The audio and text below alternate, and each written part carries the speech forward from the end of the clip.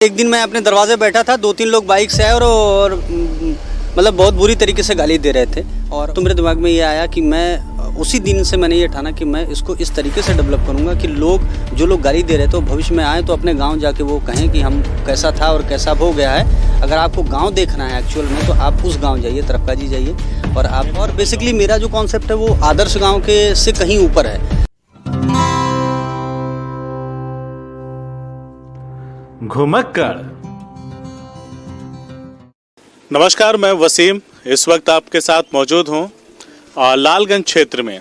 एक गांव है जिसका नाम है तरफकाजी। मेरी बाईं तरफ वो गांव है और मैं इस वक्त अपने घुमक्कड़ की टीम के साथ तरफकाजी गांव के बाहर यानी कि मेन गेट पे कह सकते हैं। 2022 में मुझे बताया गया कि यहाँ पे एक गेट बनेगा, तो उस गेट के कह सकते हैं जो अभी प्रस्तावित है उसके बाजू में बैठा हूँ।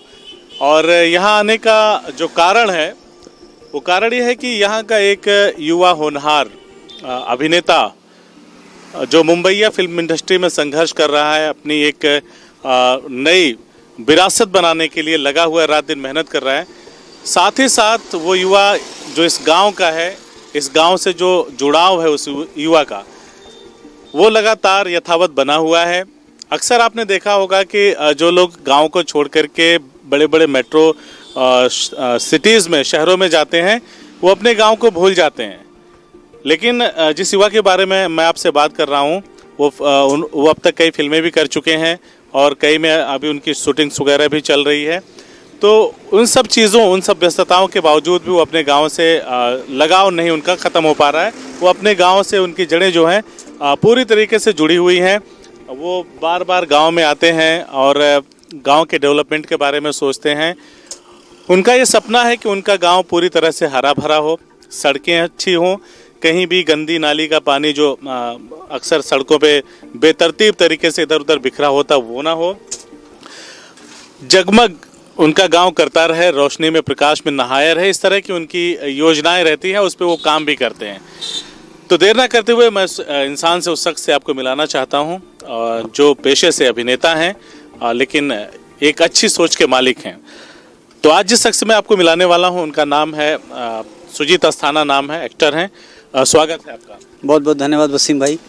आपके गांव में बहुत बार सुना था लोगों से कि एक ऐसा युवा है जो मुंबईया फिल्मों में होते हुए, वहाँ पे एक्टिंग करते हुए भी अपने गांव से उसकी जो जड़ें हैं पूरी इतनी गहरी जुड़ी हुई हैं कि लगातार वो गाँव के बारे में चिंतित रहता है। ऐसा था कि मैं पिछले 16 साल से बाहर हूँ। जब मैंने 12 किया उसके बाद से ही मैं बाहर हूँ। तो ऐसा था कि मैं जब भी 6 महीने 1 साल पर आता था तो मुझे गांव में ऐसा कोई परिवर्तन नहीं दिखता था। ये जो सड़क आप देख रहे हैं, जो सड़क बनी है, ये 24 साल बाद बनी। पहली बार एक बार बनी थी, PWD ने बनाया था। उसके बाद ये 24 साल बाद ये मेरे प्रयास से बन पाई है सड़क। तो वही टूटी फूटी सड़कें, वही पानी, बिजली की व्यवस्था बिल्कुल ठीक नहीं है। तो मुझे लगा कि एक कलाकार होने के नाते मेरे दिमाग में एक आइडिया आया कि क्यों ना हम अपने गांव को, जो हम 6 महीने में या साल भर पे छुट्टी मनाने आते हैं, तो वो जो 1 महीने का पीरियड होता है, हम क्यों ना कुछ ऐसा काम करें।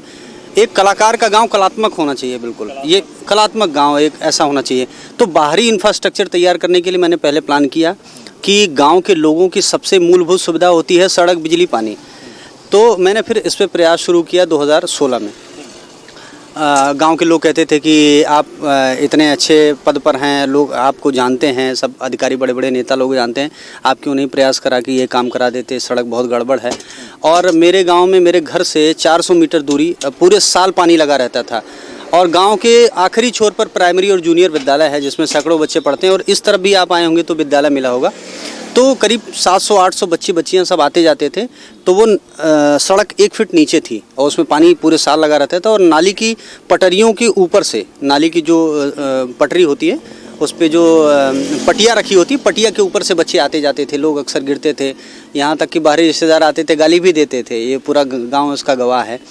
तो कहते थे पता नहीं कौन सा गाँव है यार ये सब। सारी अव्यवस्थाओं को देख करके आपके मन में तड़प ही नहीं, इसे सही कर। मेरे दिमाग में एक दिन मैं अपने दरवाजे बैठा था, 2-3 लोग बाइक से आए और मतलब बहुत बुरी तरीके से गाली दे रहे थे। और वो कहीं उनकी कोई रिश्तेदारी थी, कह रहे थे कि पता नहीं कौन है, यहाँ के कैसे लोग हैं, कैसे प्रधान हैं, इतना पानी है, सब बहुत गंदगी है। तो मेरे दिमाग में ये आया कि मैं उसी दिन से मैंने ये ठाना कि मैं इसको इस तरीके से डेवलप करूँगा कि जो लोग गाली दे रहे थे वो भविष्य में आए तो अपने गांव जाके वो कहें कि हम कैसा था और कैसा अब हो गया है। अगर आपको गांव देखना है एक्चुअल में तो आप उस गांव जाइए, तरफकाजी जाइए और आप मॉडल गांव बना, मॉडल गांव। और बेसिकली मेरा जो कॉन्सेप्ट है वो आदर्श गांव के से कहीं ऊपर है। आदर्श गांव में विलेज टूरिज्म पे वर्क कर रहा हूँ बेसिकली, जो विलेज टूरिज्म, ताकि भारत के अलग राज्यों से, अदर ज़िले से और बाकी अलग देशों से लोग हमारे गांव में आए और जो ग्रामीण परिवेश है, ग्रामीण जीवन को देखें, यहाँ के स्थिति को देखें, कैसे लोग जीते हैं, कैसे रहते हैं, खेती। जिन्होंने थोड़ा सा फ्लैशबैक में जाएंगे, वापस जाएंगे, इन बातों पे भी आते हैं। बात आपके जुनून की हो रही थी इसलिए पहला सवाल ले लिया। सबसे पहला जो सवाल एक्चुअली होना चाहिए था वो आपकी ज़िंदगी पे से जुड़ा हुआ होना चाहिए था, लेकिन बात जुनून की हो रही थी इसलिए हमने आपसे वो बात पूछी। अब थोड़ा सा एक बात हो जाए कि सुजीत अस्थाना के कितने भाई बहन हैं, माता पिता क्या करते हैं, किस तरह का फैमिली बैकग्राउंड है, कैसे फिल्मों में? फैमिली बैकग्राउंड ऐसा है कि हम लोग एकदम सादा भाई बहन तो हम लोग 5 हैं। मैं चौथे नंबर पर हूँ, सॉरी तीसरे नंबर पर हूँ। हाँ, और मुझसे 2 छोटी बहनें हैं, सबकी शादी हो गई, मैं अकेला कुंवारा बचा हूँ। तो वैसे भी फिल्मी दुनिया वाले अक्सर बच के रहते हैं। हाँ, थोड़ा लेट करते हैं, चूँकि कायस्थ परिवार से हैं तो उसमें मानते हैं कि जब तक लड़का स्टैंड न कर जाए तब तक शादी वादी और प्लान चल रहा है।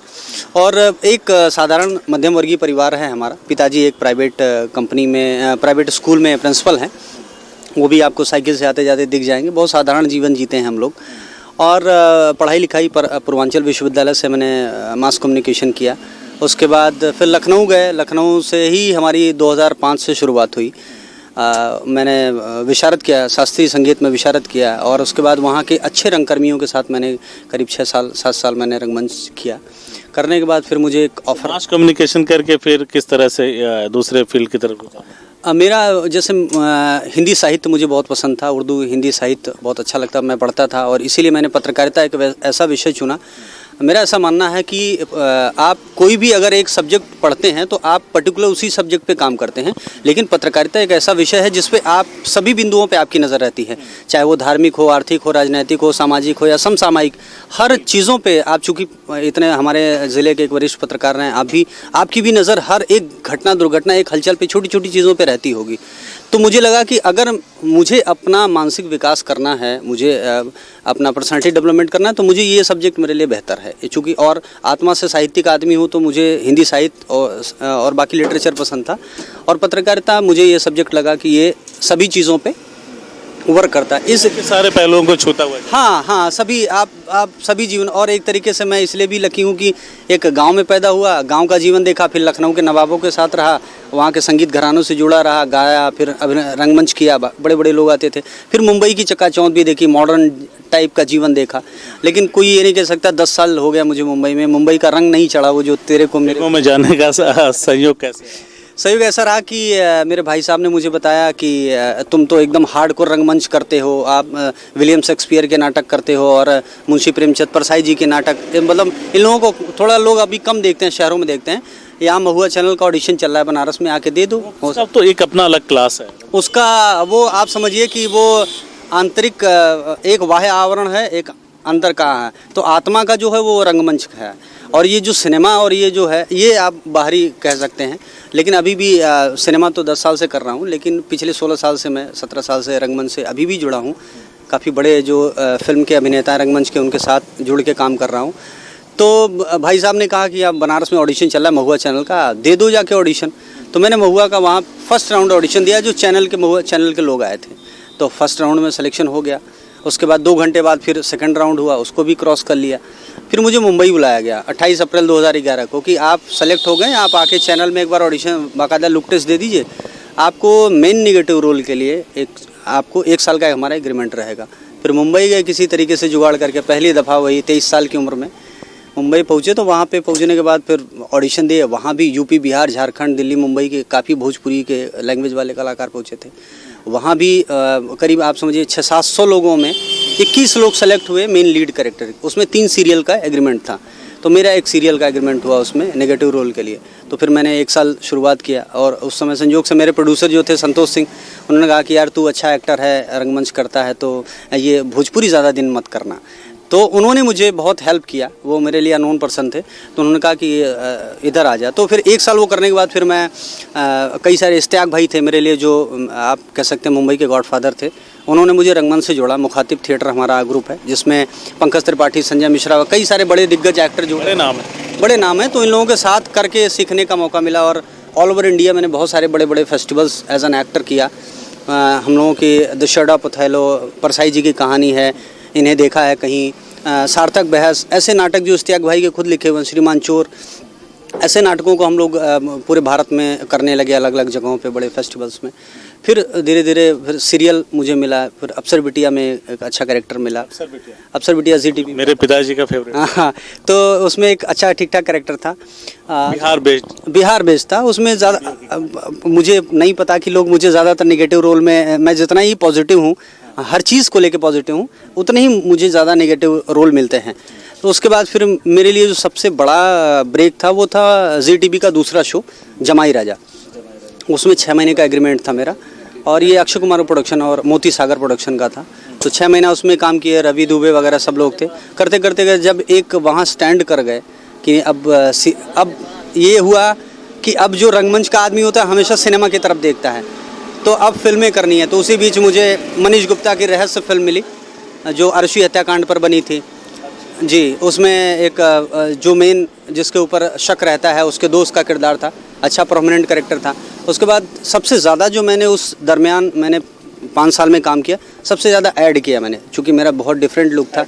हाँ, बड़े बड़े करली मेरे बाल थे एकदम, तो उसकी वजह से मैंने पोगो चैनल, जितने बड़े चैनल होते हैं, जूम के और स्टार प्लस के, लाइफ ओके के, कई सारे चैनलों के प्रमोशंस किए मैंने, ज़्यादातर कॉमेडी जॉनर में।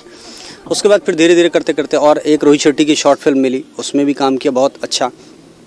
उसके बाद फिर अभी इस साल 2 फिल्में हमारी।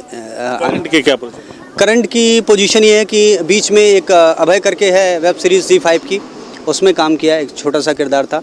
और उसके बाद अभी पिछले ही साल संजय मिश्रा के साथ हमने विलियम शेक्सपियर की कहानी द शेडो ऑफ ओथेलो, उसी का हिंदी अडॉप्टेशन है, जिसमें बहुत अच्छा कैरेक्टर किया। बेसिकली ये फिल्म जो है वो ओमकारा और ओथेलो को मिला के बनी है, जिसमें दीपक डोबरियाल का जो कैरेक्टर है वो मैं प्ले कर रहा हूँ। ये डिफरेंट कैरेक्टर है कि एक ओमकारा का दीपक डोबरियाल और ओथेलो का रेड्रिगो, और जो मैक्सलुस्कीगंज है जहाँ पे फिल्म की शूटिंग हुई, वहाँ का एक पागल लड़का है जो जानता सब कुछ है, उसकी बात पे कोई भरोसा नहीं करता।